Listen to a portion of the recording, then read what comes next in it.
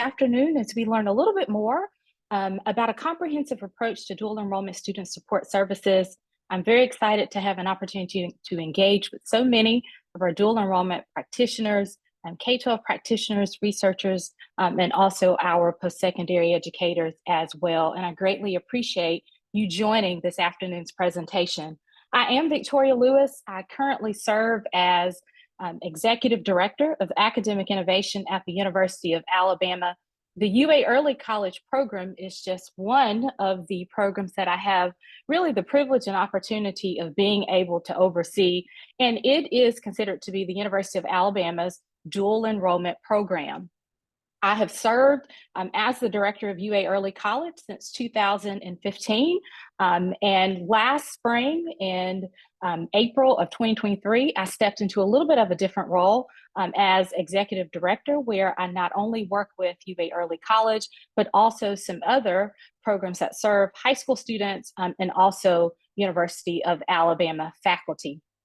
Once again, it's always a privilege to be able to share about dual enrollment with others as we exchange best practices to hopefully serve the best benefits of all high school and post-secondary students.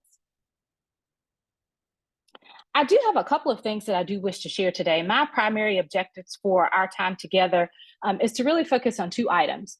One being to be able to share with you about some wraparound services that through the UA Early College program, we have considered to be incredibly successful for our dually enrolled students. I'll share with you about how we sort of define our student support services, what that support infrastructure looks like, and why we consider those support services to really have successful outcomes.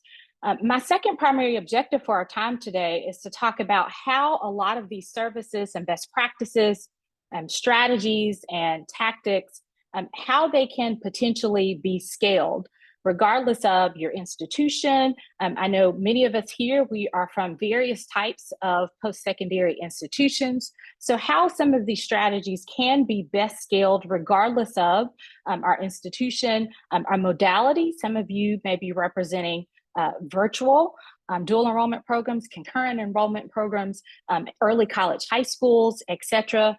So regardless of modality as well as type of dual enrollment program, I know that we oftentimes we attend seminars wanting to learn how can we take those practices back to our own institutions and scale them. And so that is my second primary objective, is to share with you about how some of these services may potentially be scaled at your institutions and for your specific dual enrollment programs.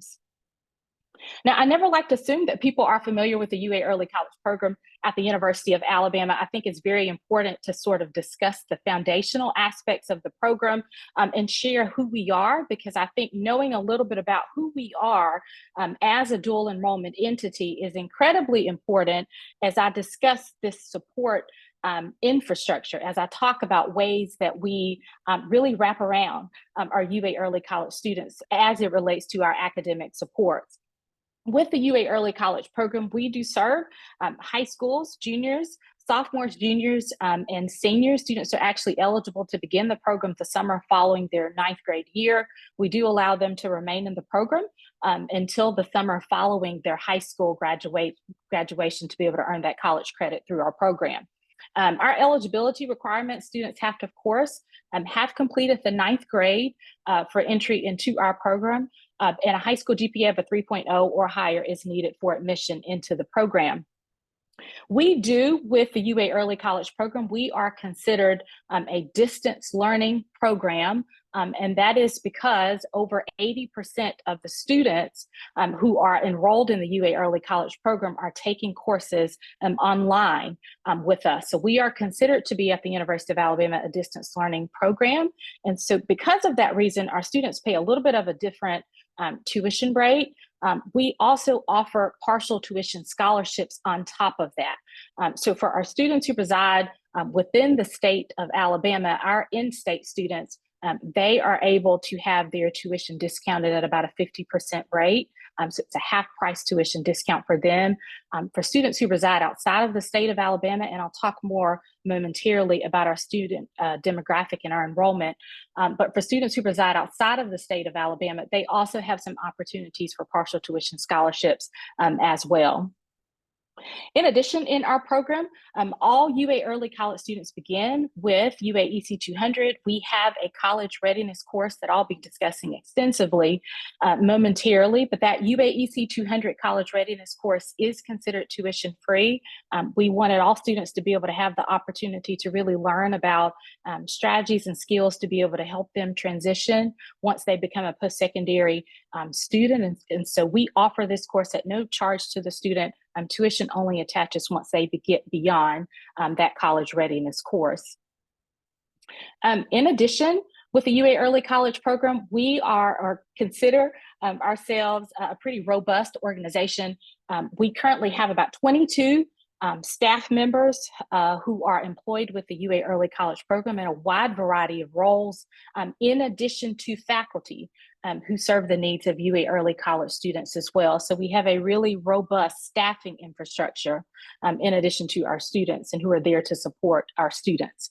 On average, UA Early College students take about 11 course credit hours throughout their duration in the program. So they take that college readiness course and then they move beyond that college readiness course and take some additional courses in the program. And they usually on average take about 11 course credit hours. And lastly, we offer courses in two different formats. As I mentioned, overwhelmingly, UA Early College students are taking courses online, but that is not the only format in which students may take courses through the program. They can also take courses on campus as well, and on campus in a couple of different ways. For students who live within the vicinity of the University of Alabama, they can commute to campus during their school day and take courses, especially if they prefer a more face-to-face learning environment, or they are interested in taking courses that may not be offered in that online learning format. We also have a summer residential program. It's referred to as summer on campus, where students can come to campus during the summer. It's a residential program, so they actually live on campus with other early college students and our staff as well during a 4-week time frame, either during summer 1 for us, which is during the month of June, or summer 2, which is during the month of July, and they take 2 college courses during that 4-week time frame. So students can either take courses in an online format, or they can also choose to take courses on campus in an in-person format as well. I also wanted to share some demographic data related to the UA Early College program, because I also think it's very important to share who our students are and who we are serving as it relates to how we support our students and our stakeholders. Currently, if you were to examine our grade level data, about 51% of students who are currently enrolled in the program would identify as high school seniors or 2024 grads. 33% or so would identify as high school juniors, and then about 16% would be 10th graders or high school sophomores. So you'll start to see, it's really interesting, that pie sort of shift as our seniors matriculate out of the program and more sophomores enroll in the program. But currently, we have about 51% of seniors who are currently enrolled in the UA Early College program. And our students hail from all school sectors. So we serve overwhelmingly public school students, but we also have a pretty large contingency of students who attend private schools, and also students who are considered to be homeschool students or who participate in a homeschool cover school. In addition, as far as the demographic data, we are considered to be a dual enrollment program that serves students throughout the country. So about 81% of UA Early College students reside in the state of Alabama. We primarily serve Alabama's high school students, but we also serve students outside of the state of Alabama as well. We are represented in 46 states throughout the country. We also have international representation as well, with many of our international students residing on military bases overseas. And also, if you examine sort of the enrollment growth for the program, UA Early College started in 2009, and when the program started in 2009, it was a pilot group of about 100 students solely from the Tuscaloosa area. They wanted to see how this program would work. The first official year of the program was considered to be in 2010, and they ended that year with about 430 students who were enrolled in the program. And just this last academic year, we ended with nearly 4,000 students enrolled in the program. So we've seen remarkable enrollment growth throughout the years. A lot of that is due to the remarkable enrollment growth at the University of Alabama as far as our undergraduate student population. And a lot of that, as many of you know, is just due to the increased enrollment trends that we're seeing with dual enrollment programs throughout the country. And so we have also are seeing that in the UA Early College program as it relates to our own enrollment trends.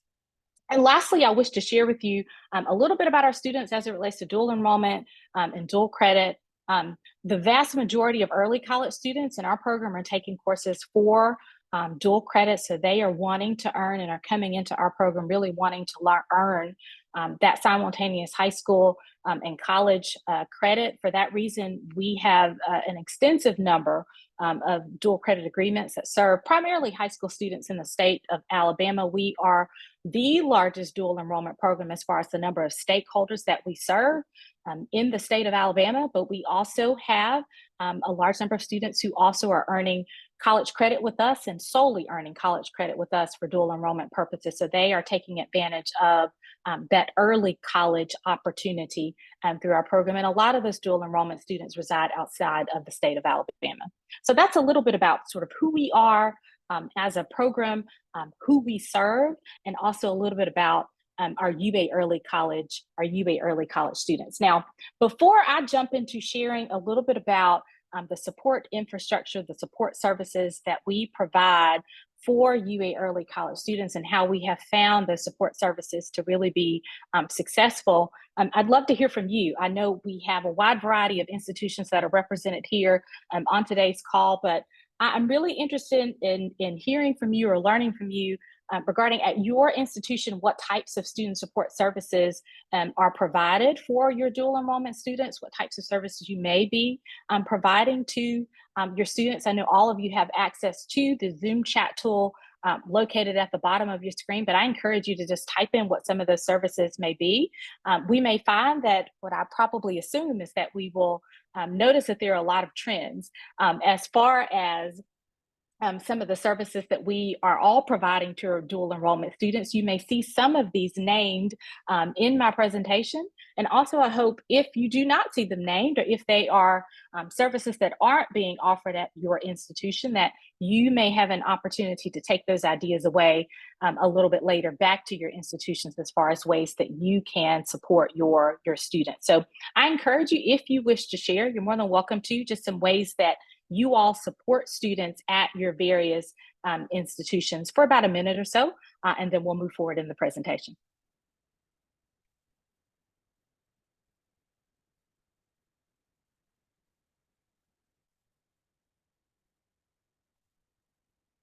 I'm seeing a wide variety of things from accessibility services, registration, application support, libraries and writing centers, so a lot of academic resources, an academic support center, professional tutors or tutoring services. I'm seeing tutoring services a variety of times. Academic support, wonderful. Student enrichment, tutoring, library services. So you're starting to see some commonalities between a lot of the things that are being listed in our chat tool and at our various institutions. Technology support, that's one I haven't seen. On-site advising, library services as well, disability services, tutoring, some social, emotional support, career services,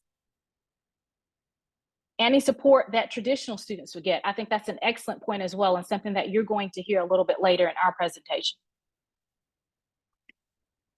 Same student supports also. Wonderful, wonderful. So you can really see just some of the things that are listed here in the chat messaging tool. It gives you a sense of the types of support services that we are providing to our dual enrollment students, whether those are academically related, if they are more of that holistic wraparound. I see some food banks, some clothing closet, areas that serve our students, their social emotional needs, their physical needs, etc. We're offering a wide variety of support services to our dual enrollment students, which I think is absolutely, absolutely wonderful.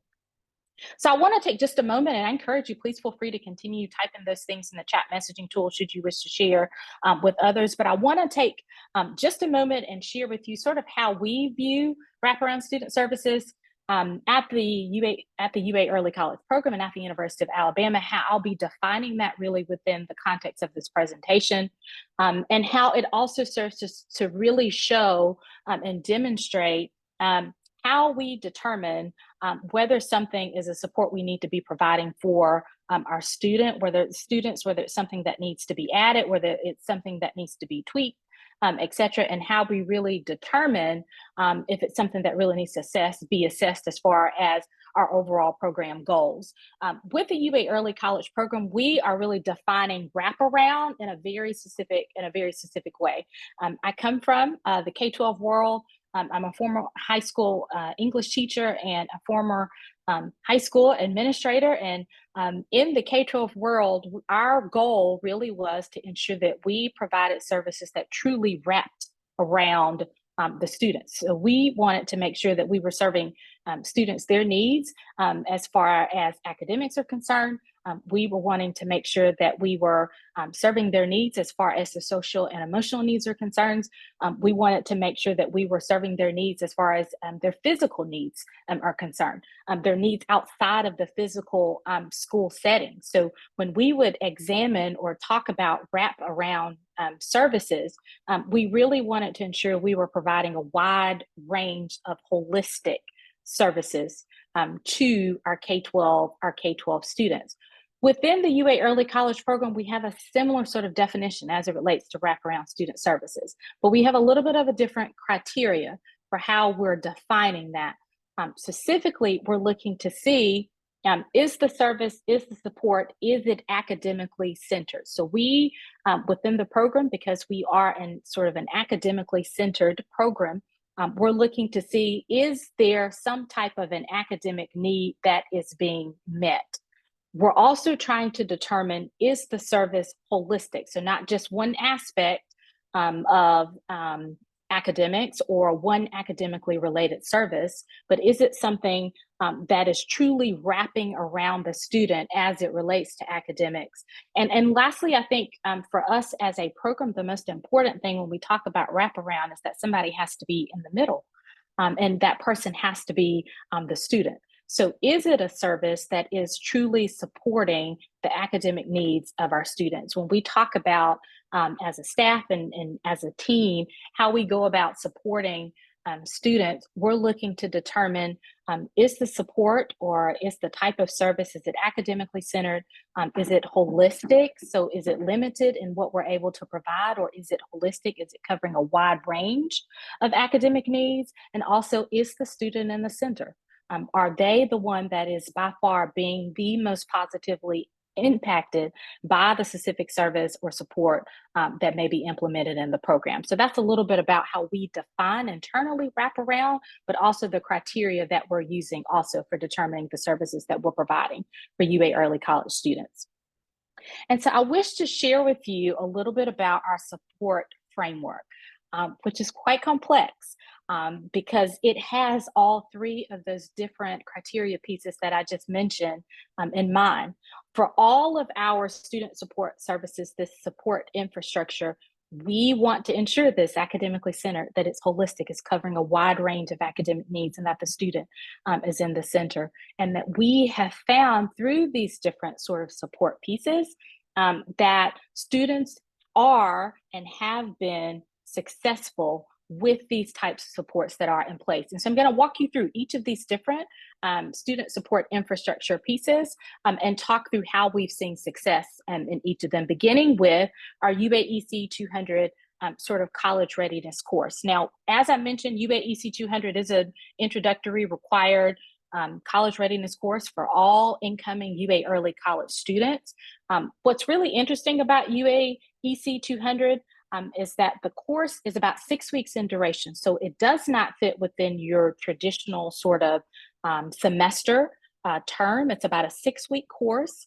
It is housed or taught through Blackboard Learn, our learning management system at the University of Alabama. And currently we offer this course about twice per term. We have goals to move that up to about 3 times per term for the next academic year, but currently it's being offered twice per academic term.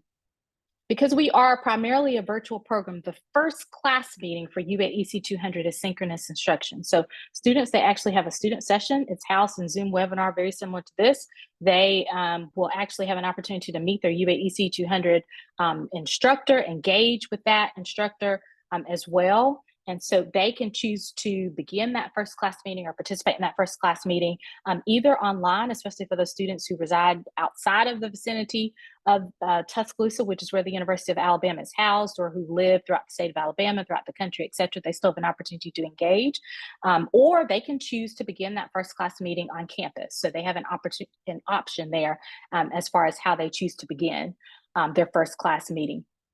Parents, after that, we have sort of a policy session where we talk about the policies and procedures related to the UA Early College program. And we ask parents and guardians to attend that first class meeting. That's very important for them to attend. The remainder of that 6-week course, however, is all asynchronous. So students, that first class meeting is the only required synchronous component of that course, and then they complete the remainder of that 6-week course in an asynchronous manner. It is credit bearing. Students earn 2 hours of college credit. It is pass or fail elective credit. And we currently have about 4 full-time instructors who teach this UAEC 200 course in addition to 2 adjunct instructors. And you may be thinking that's a really large instructional sort of force or a team for a college readiness course. And the reason we have 4 full-time instructors in addition to 2 adjunct instructors is because course enrollment really varies. For UA Early College, if those students have a 3.0 and they've completed the 9th grade, we admit them into the program. We do not wait list students, or if they meet those eligibility requirements, we do not deny admission. So enrollment really varies. We see our highest enrollment for UAEC 200 in the summer because students are out of school. As many of you know, we tend to see our lowest enrollment for UAEC 200 in the fall because students are involved in a lot of extracurricular activities, et cetera. But enrollment in this course really varies from as low as 75 to 150 students to as high as 450 plus students. And so that speaks to why we have this sort of instructional team here that's working with and teaching these students in the UAEC 200 course. UAEC 200 was really designed to help students academically transition to the University of Alabama.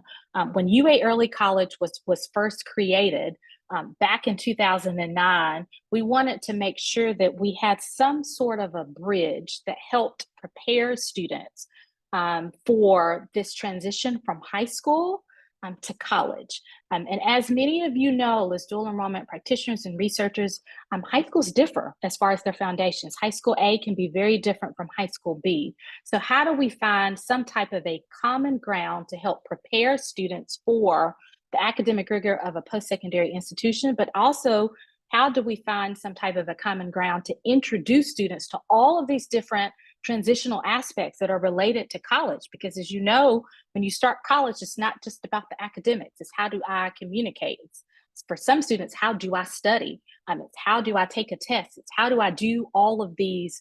How do I do all of these things to be a successful student? And so this course teaches them a wide variety of skills over a very short amount of time, about 6 weeks. And you can see some of those listed there on your screen. So we wanted them to learn, how do you navigate a learning management system? How do you navigate Blackboard? How do you focus on time management? How do you study at the college level? How do you do research at the college level? With the end goal that I've learned these sort of transitional related skills so that when I move beyond this course and I'm taking English and I'm taking Cal 1 or I'm taking psychology, I necessarily aren't having to navigate some of these transitional related skills. They aren't new to me, at least, and I can focus more on sort of the academic side of the course instead of trying to juggle both of those different things. What we have found is that this course is crucial to our students' success. They feel confident when they move beyond this course and they're taking their academic courses, whatever those courses may be, or whatever format they may be in, whether that's online or also whether that's on campus. They've learned these things. They understand what sort of these back end pieces are, and we have found that this college readiness course is truly one of the most integral student support services that we have been able to provide to our UA early college students as they begin their dual enrollment journey in our program. Now, with UA or UA EC 200 and with all of the support services that we provide, we sort of, within that UA EC 200 courses, they're learning a variety of skills, but they're also learning some new things as well, academic advising being one of those things. And I know at many of your institutions, I saw in the chat just a moment ago, a lot of you in the chat mentioned that you have advising or some type of an advising piece, etc. We do also with the UA Early College program. I want to talk about what that looks like in our program. It's not just in UA EC 200. Students continue that throughout their time in our program. We require academic advising for early college students until they get or earn or obtain a certain number of course credit hours, and that's usually after they've been in the program for quite some time. It's required for students in the UA Early College program because we want to make sure that the courses that they're choosing are aligned with sort of their career pathways, their dual credit course options as well, their degree pathways also. We have 5 academic advisors with the UA Early College program, so we have a pretty large staffing infrastructure there. And we will be moving to what's known as open advising. So students will be able to sign up to participate in academic advising with any of those academic advisors. We do have one specific advisor for our local school system, just because we see some of our largest enrollment there. So we do have one advisor who solely advises those students, but for all of our other UA Early College students, they are welcome to sign up and meet with any of our academic advisors that we have on staff. Our advising is held via Zoom, so students are able to meet with their advisor in a virtual sort of setting. If they're local, they're certainly welcome to come to campus and meet with their advisor in person, or if they're visiting the University of Alabama and wish to have an in-person advising session, if they don't reside locally, they're certainly welcome to do that as well, but it's primarily held via Zoom. We communicate with our students. We have a really robust appointment system to ensure that they are there for academic advising. They understand when academic advising is going to take place. They understand what academic advising is. That's one of the primary things we begin to teach them in that UAEC 200 course, and they continue to participate in academic advising throughout their time in the UA Early College program. We also want to be accessible to students, so we do hold advising not only during the school day, but also in the evening after students have ended their high school days as well. Now, with academic advising in the UAEC 200 course, because for a lot of students, they're very familiar with their high school guidance counselors. They understand sort of advising to some extent. We have to teach them what academic advising is usually in that UAEC 200 course. For a lot of them, especially a lot of our younger dual enrollment students, they may not know what they want to do, or they may think they may know what they want to do, but really not have a true understanding of what that career entails, what that specific degree pathway, what that may look like for them. So they do some activities in that UAEC 200 course that's related to advising, that talks about helping them determine sort of their interests, their best academic and professional pathways for them. And then we talk about the benefits of advising. We talk about resources as well that are available to them through the University of Alabama. So they start to learn kind of what the importance of academic advising is. And then we're going to be moving to, we use DegreeWorks at the University of Alabama. I'm not sure what you may use at your institution, but we want students to develop a plan. And develop a plan for what they're hopefully going to be taking as far as courses, or what they're thinking about doing, what the end goal is in mind, as far as their academic pathways while they are enrolled in UA Early College. So if they have an end goal of, I'm thinking about doing this, this is what I think I want my career pathway to be, then we sit down and we sort of map out our plan. They do that with their advisors, so they at least know somewhat from semester to semester, kind of, this is what my overall goal is. Once again, looking at that academic plan holistically and sort of, each term or in increments to help them understand holistically how all of this relates to their degree pathways and their career pathways as well. So academic advising is a crucial part also of that support infrastructure that we offer to students. We want students to feel confident about the courses that they're taking. We want them to know why we may be recommending courses for them, how these courses fit into their future degree pathways, career pathways, or we want to help them develop to understand what that may be.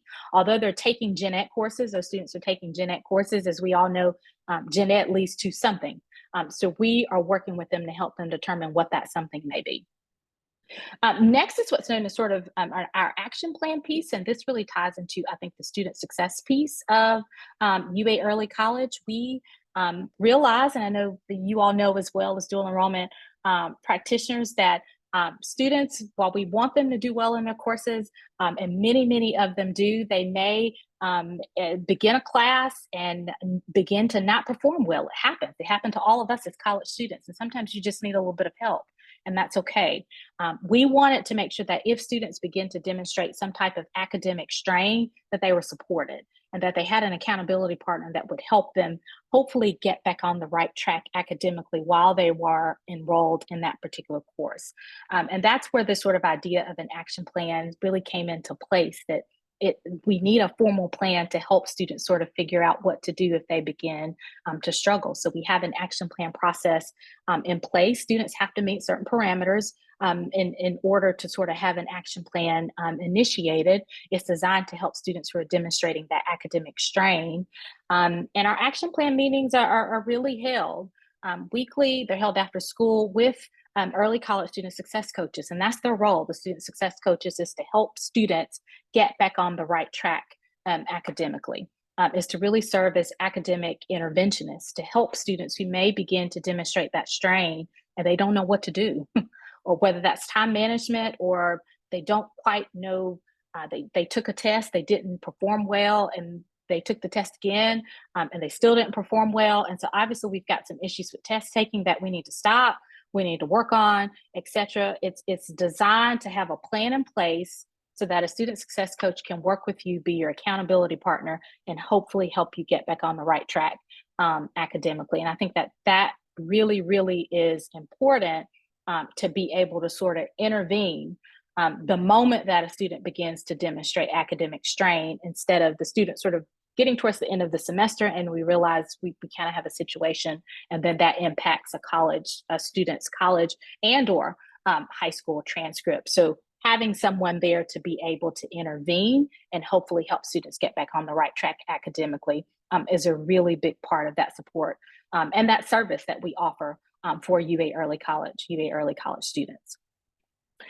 In addition, we offer some study skills sessions on a wide variety of topics to UA Early College students. Some of you may be doing this at your institutions. We host these either online or also in person.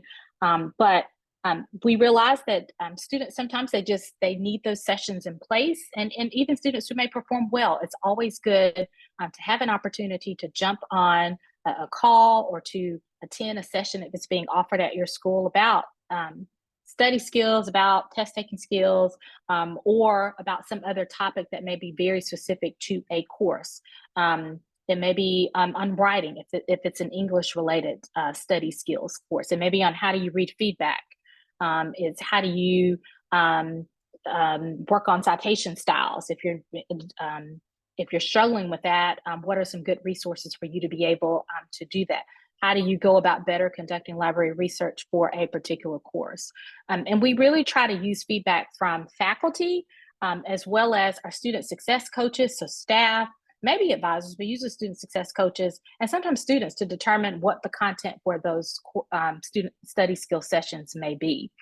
So if our English faculty are really telling us they're noticing a trend that students are just not reading feedback, then we may need to host a study skill session on how do you go about reading feedback in your English courses, and maybe that's specific to English students. So we try to tailor these study skill sessions to meet the needs of our students. That's the goal, is how do we go about supporting our students, with the student being in the center as well. So hosting those, as I mentioned, every term in both formats to make sure that we're meeting the needs of all of our students, regardless of where they may reside in our program. And then our peer learner support is also really crucial as well in our program. We have what's known as peer coaches in the UA Early College program. What's really neat about our peer coaches is that they are all former early college students. So in order to qualify as a peer coach or be hired as a peer coach, you had to have been through the UA Early College program. These students have graduated high school. They now attend the University of Alabama, and they're on staff with us as student workers. And they really do offer a wealth of information to our early college students, because like many of us who are staff or faculty, we didn't participate in this program as students. So our perspective is a little bit different. We can't tell them about studying for so-and-so's history course, because we didn't take that course as a high school student while we were also balancing high school or working and doing all types of other things. So they are there to be able to assist with the transition to the college experience. What we found is that students oftentimes feel more comfortable talking with them about their true academic performance in their courses, because one, they consider them peers, the peer aspect of that, but then also because they are former early college students, they have been where these students currently are. And so they're able to sort of offer a perspective to them that we think and have found to be incredibly helpful, and our students have found to be incredibly helpful to them while they are enrolled in the program. They reach out to our students regardless of their performance. About 2 to 3 times a semester, they primarily call, but they also communicate with them, or can communicate with them on Zoom as well. If the student prefers chat, that's a better format for them to be able to communicate with our peer coaches. They're going to reach out to them, ask them how things are going. They may tell them, hey, midterms are coming up. Have you started studying? What's going on in your course? I realize, hey, you have course schedule. We're at the end of the semester. Finals are coming up. How do you feel about it? So to be able to have that peer learner support is really crucial and has been a really big part of our student support and student success efforts in the program. So it's not just coming from staff or faculty, it's also coming from our former early college students who now are considered a part of our staff, but that peer learner support as well. And then lastly, sort of the faculty reporting course observations piece. I've talked a lot about staff and how we support, and also some of our student worker support.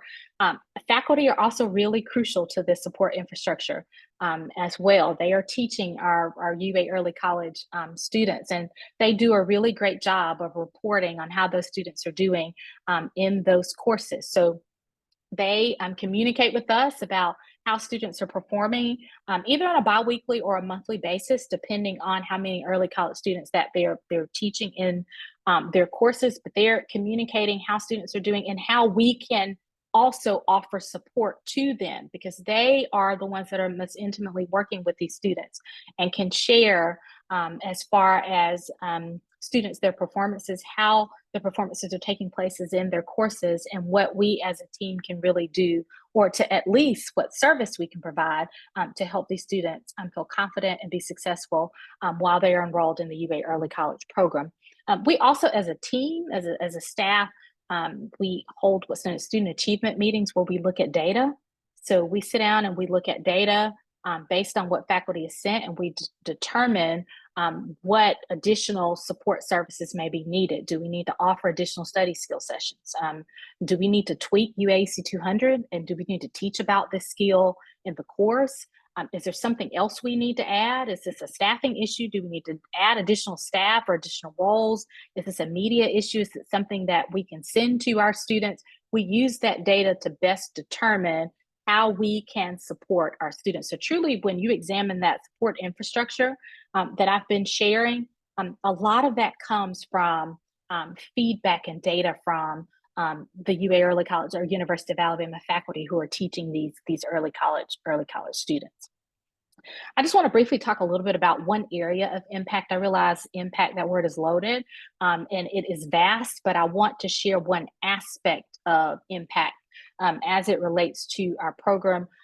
We, as I mentioned, we really, really follow our students or examine our students to see how they are performing throughout their time in the program and throughout their courses from beginning to end.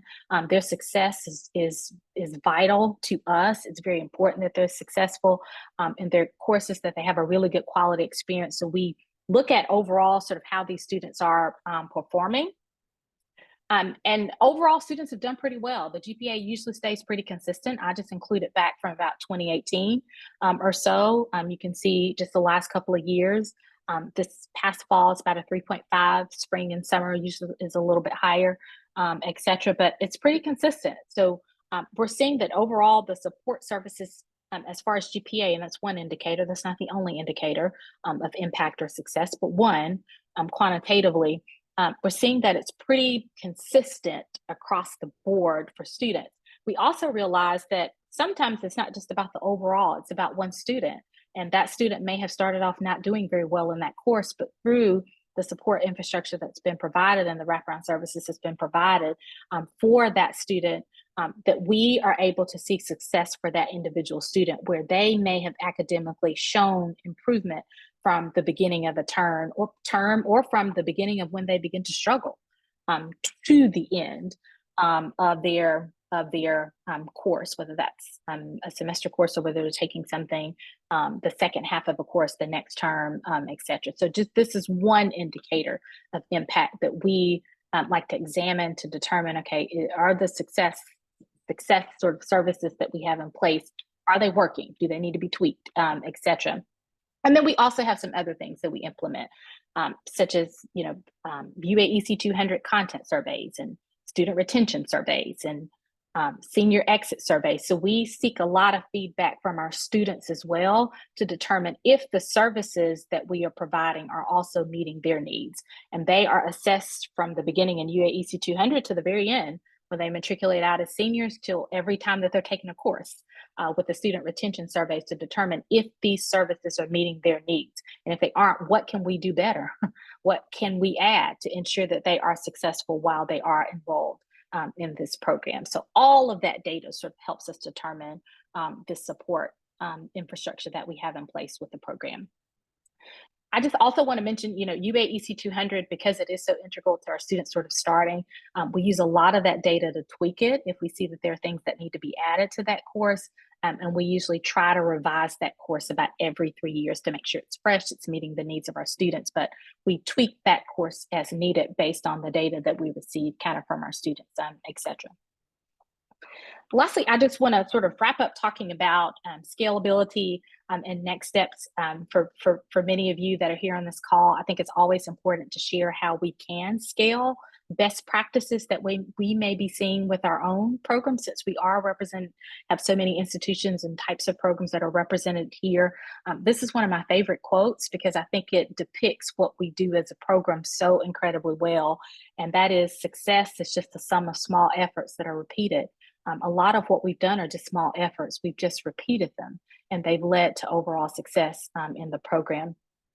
As I mentioned, we have a formal sort of college readiness course in place, but that may be something at your institution you can do. It may not be something you can do. The key thing is to not only orient students to college, but to also ensure they have a firm foundation and prepared for the post-secondary journey. That's really important, whether that's through a one-day session, some type of online in-person course, et cetera, some type of webinar, but that preparedness aspect or readiness aspect is there as students begin their dual enrollment journey. The advising piece as well, we have a really robust staffing infrastructure, but I realize that may not be the case for everyone's institution. And so I think the key sort of tenet as it relates to academic advising is that students understand or have an opportunity to determine what their interests are, what their career pathways, degree pathways may be, and that the different types of course options are given to students in some type of guide or in some type of a module or in some type of other way. Likewise, within and sort of an action plan as well. I realize that piece, requires staffing because the accountability piece is such a crucial part of that. But if that staffing is there, with your institutions are able to be there, to be able to create those plans to be able to fit the needs of your programs and at your institutions. The study skills sort of areas, as well. That's something that I think is easily able to be scaled, because it's something that could be done virtually. You can seek data from your own faculty at your institutions, if you're concurrent enrollment from your teachers at your various schools, to determine what can we do to sort of help our students, as it relates to a lot of study skills and strategies that may be out there, to use that data to determine how you can support your students there and tailor those topics to meet the needs of students. Peer learner support, we all have former students. So that's also something that can be scaled. You can use your former students in whatever way, whether that's in an email, whether that's in a written note, whether that's in a media blast or a video, to in some way support the needs of your current students or your prospective students as well. And then I think the faculty reporting sort of team meeting aspect, that's also really key. You can how you obtain that data from your groups, and from your faculty, is really important. For us, it's a matter of reviewing the data and determine how can we use this data to best support the needs, of early college students. So the data review, I think, is the most important thing that can be scaled regardless of your institution or type. That really brings me to the end. I wanted to leave a little bit of time for questions. We've got about 4 minutes or so, before that brings us to the end of the session. I've left my contact information here. I'm more than happy to talk to you. You can call, you can email me. I'd love to continue the conversation with you if you have more in-depth questions about any of the items that I've shared here. But I encourage you, if you have questions, you can feel free to type those either in the chat, Q&A, unmute yourselves if you have the capabilities to be able to do that. But I am more than happy to answer any questions that you have. I see that I had one a little bit earlier. I do want to address about, do students receive dual credit, college and high school credit for courses completed through UAEC? And the answer to that is yes. About 71% of students in our program right now are taking courses for dual credit. So yes, they have the opportunity to earn high school and college credit, or just take courses for college credit through our program. Are there any other questions that I may answer? I'm happy to do so in the remaining time we have left.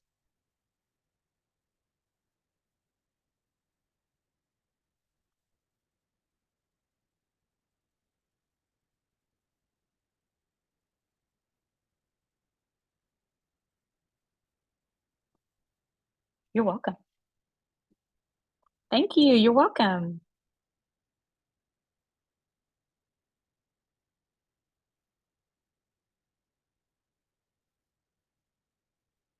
Thank you. You're welcome.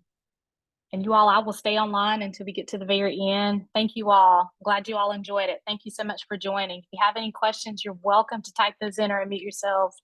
Happy to answer them, and feel free to shoot me an email, or give me a call. Happy to answer. Thank you all. Thank you. Thank you.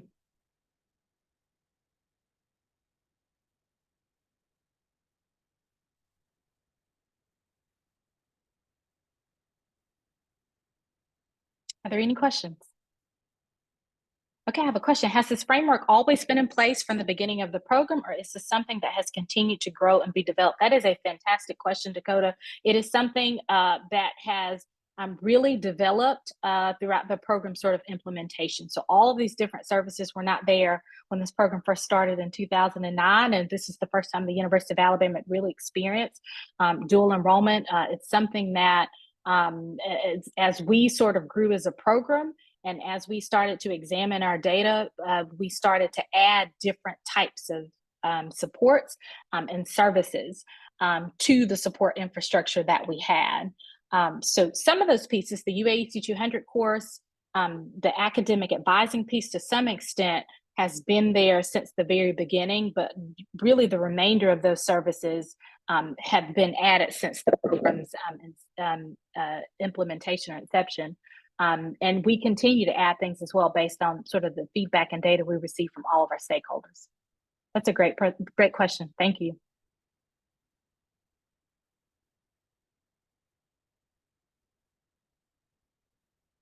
Are there any final questions? We have about a minute left.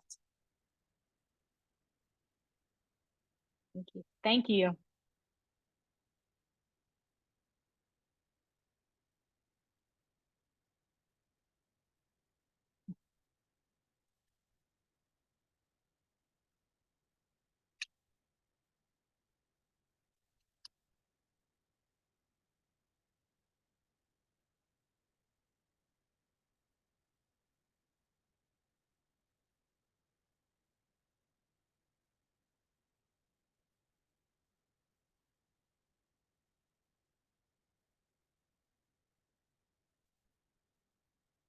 Thank you.